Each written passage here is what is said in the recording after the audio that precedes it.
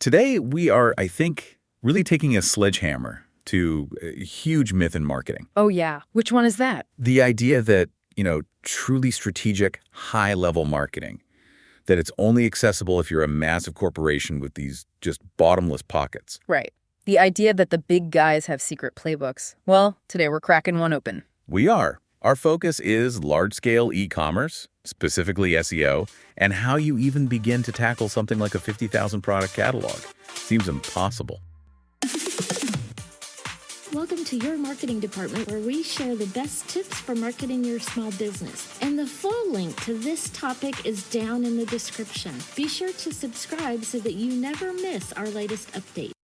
Our sources for this come from Vicky Wu and her agency Unscrewed Marketing. They detailed a really successful campaign dealing with this exact problem. And when you look at Vicky Wu's background, you start to understand the approach. We're talking 30 years of experience. Yeah, and not just anywhere. We're talking CMO, CEO level stuff for Fortune 500 multi-billion-dollar companies. But, and this is the crucial part, she also has this deep experience helping nonprofits, the ones with literally zero budget. So you get this fusion of massive high-level strategy with just scrappy, efficient, what actually works tactics. Exactly. So our mission here is to basically extract those strategies for you. Yeah. The efficient, the affordable, the things that get the biggest ROI. And before we get into any of the tactics, we have to talk about the philosophy behind it all, because it's foundational. Okay. Vicky Wu's entire approach to SEO is, and I'm quoting here, humans first. It is not keywords first. I love that. It's not about gaming the system. Not at all. It's about substance. It's about building genuine authority, which is why her clients' results are holding up so well, even with all the crazy algorithm updates we're seeing. You mean like SGE, Google's new AI search thing? Exactly, the search generative experience. That's a perfect example. If your content is just a flimsy collection of keywords, SGE is just gonna look right past you. But if you have real substance, if you're actually answering the user's question better than anyone else, then you stay relevant. Substance always beats shortcuts. It's that simple. Okay, so let's get into the weeds. Paint the picture of the client site when they first started. Yeah. 50,000 products, right? 50,000. And the site had just gone through a really nice modern redesign. It looked great on the surface. But when you looked under the hood, it was a time capsule, a very dusty one. The product descriptions were these tiny, brief, generic snippets of text.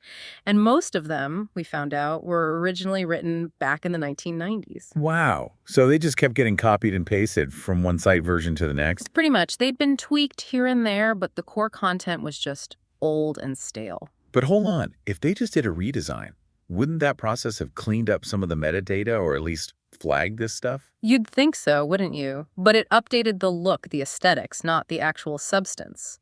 And for e-commerce at this scale, that's a critical failure. Why is it so non-negotiable? Because your on-site product descriptions, they're not just for your website. They are the single source of truth that feeds every external marketplace. Oh, right. So like Google Merchant Center, Amazon, eBay, all of them. So if the description on your site is weak and thin, that weakness just gets broadcast everywhere. You're hobbling yourself across every single channel. So each description has to be strong enough to stand on its own for your own site's SEO and for all those external feeds. That's a Herculean task. It's massive. So where do you even begin? I know what I would do, what I think most business owners would do. Yeah. You start with your top 10 bestsellers. Okay. And that is the logical, immediate impulse. And that is exactly what they did not do. What? This is the strategic pivot. This is where that high-level ROI-focused experience just completely flips the script. They do not start with the top-selling product. Okay, you have to unpack that for me. On its face, that sounds like business malpractice. If, the top 1% of your products drives 80% of your revenue, why would you not start there? It's a fantastic question, because it forces you to think about ROI in terms of potential, not just current sales volume. Yeah. The analysis goes like this. Your best sellers are already performing at or very, very close to their maximum potential. The market has already optimized them for you. So any effort you put in there has, diminishing returns? Severely diminishing returns. Think about it. You could pour 50 hours of incredible writing and optimization work into your number one product. And maybe you move the revenue needle by 1%, maybe 2%. So you're tying up all these high-value resources for a tiny, tiny potential gain. The opportunity cost must be just astronomical. It's astronomical. You're sacrificing all your velocity for a negligible bump. They're looking for leverage. Where can they apply effort and get an exponential return? So if they're not touching the top 1%, where do they point those resources? They go to the next tier down. They focus intensely on the products that have enough historical sales data to prove there's market interest. So they know people actually want to buy this thing. Exactly. There's proven potential, but they're clearly underperforming because of that awful 1990s era content. They aren't maxed out yet. So what did that range look like for this client? Numerically, I mean. With 50,000 products, what was that sweet spot? For this specific project, they narrowed their focus to the top 3 to 4% range. So not the very top, but right below it. And what about the other end of the spectrum? They also explicitly avoided the bottom 20% of products. Normally, a strategy like this might target the whole second decile, but the sheer scale here meant they had to be even more focused. Okay, skipping the bestsellers, I now understand. But why ignore the bottom 20%? Isn't that where you might find some hidden gems? You might, but the problem is proving their viability. You could spend the exact same 50 hours writing a masterpiece of a description for a product at the bottom. And it still fails. Right, because maybe the market just doesn't want it. Or maybe the shipping is too expensive, or there are a dozen other reasons. The outcome is just too uncertain. So that top 3 to 4%, that mid-tier, is the perfect testing ground. It has high potential, but it's not a complete gamble. It's the perfect high-potential testing ground. If you optimize those products and they jump 30, 40, 50% in sales, You have undeniable proof that your new descriptions in your strategy are the direct cause. it validates the whole approach and it does it fast. Then, once you've maximized that tier, you can take what you learned and move systematically to the next one. It's like an investment strategy, you know? You're looking for the highest probability of a great return. How does this translate for our listeners who maybe don't have 50,000 products? Say you've only got 50. Does the same logic apply? Absolutely. The principle scales perfectly. If you have 50 products and numbers 1 and 2 are driving 70% of your revenue, you don't start there. You look at what? Products 5 through 15. Exactly. The ones that sell, okay, but have clearly been neglected, that middle ground is almost always where you find the most efficient growth. That makes it so much more relevant for everyone. Okay, let's shift from the what to the how. I mean, the sheer logistics of creating and managing new content for thousands of items sounds like a nightmare. It is a monster undertaking, which is why the implementation method is everything. They use what they call continuous batch processing. So they work in small, manageable chunks. Small, manageable chunks, batches of 50 to 100 products at a time. And this is critical for a couple of reasons. First, for the team, it ensures there's always forward motion. It avoids that project fatigue that can kill huge initiatives. And the second reason, I'm guessing it has to do with search engines. 100%. It's about feeding search engines and customers a constant stream of fresh content. Remember we talked about that site redesign in 2021? Like the lazy refresh? Precisely. And Google is way too smart for that now. If you just change a date stamp on a page, but the actual content, the text, is the same old generic copy, Google sees that. They see it as low effort. But if you update a batch of, say, 100 products with genuinely new, deep, substantive content, Now you're sending a powerful signal. You're telling modern AI search systems like SGE that this page is genuinely more valuable, more authoritative, and newer than it was yesterday. but writing 50 or 100 really high-quality descriptions is still a ton of work. How do you maintain quality control at that scale? That's where the CMO level experience comes in. You build a system. They establish incredibly detailed guidelines for what robust actually means for each product line. So it's not just add more keywords. No, not at all. It's about answering specific customer questions, detailing the materials, showing different use cases, maybe even providing competitive comparisons right there on the page. It's about being the absolute best answer. So each batch is this little micro project involving content experts, product experts, SEO people, all working together. In lockstep. And once a batch is written and hits that quality standard, it goes live immediately. They don't wait to do some huge site-wide content dump, push 50 pages, then the next 50. Constant flow. Okay, let's talk about speed. Once you push a batch of 50 products live, you can't just sit back and wait for Google to find them, right? Especially if they're buried deep in a huge site.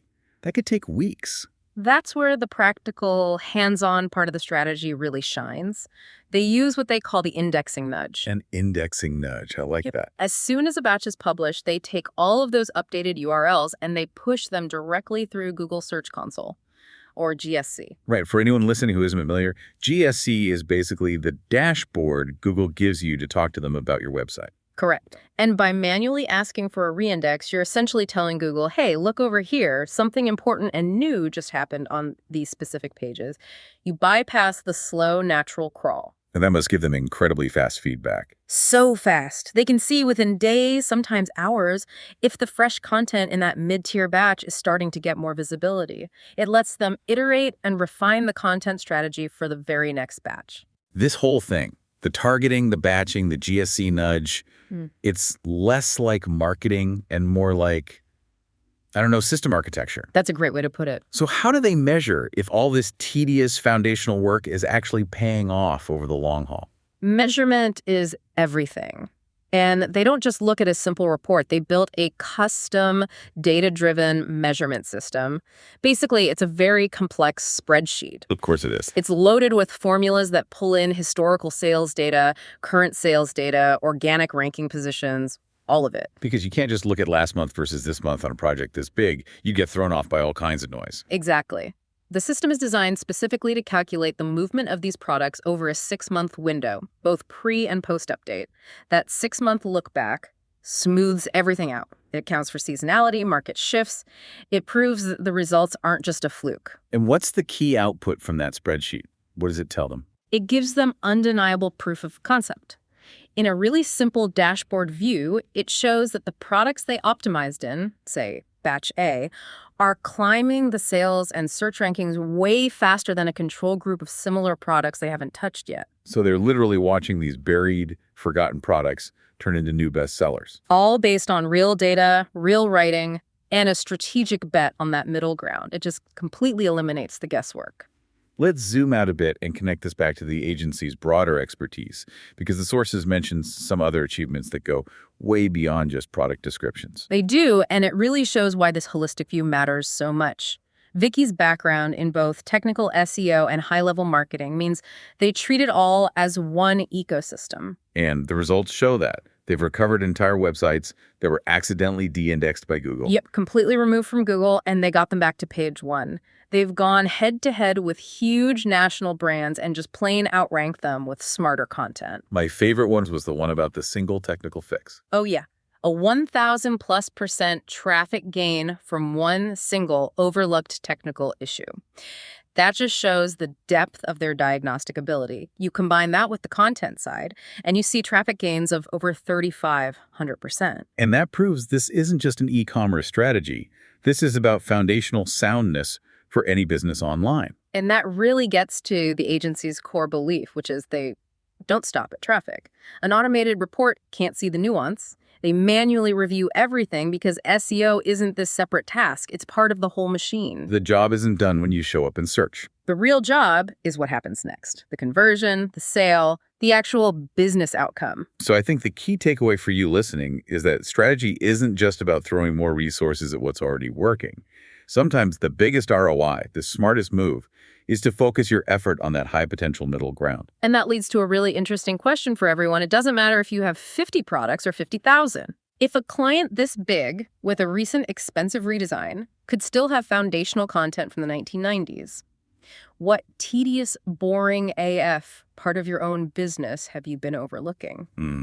What's the thing you keep putting off because it seems too hard or not glamorous enough? Exactly. What substantive content update could you make right now? Updating your core service pages, maybe finally building out that FAQ section? That would send a genuine signal of new value and authority to Google. What could you push through Google Search Console this afternoon?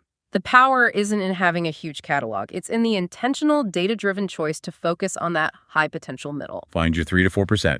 Find your leverage. And start optimizing with substance. Thanks for diving deep with us.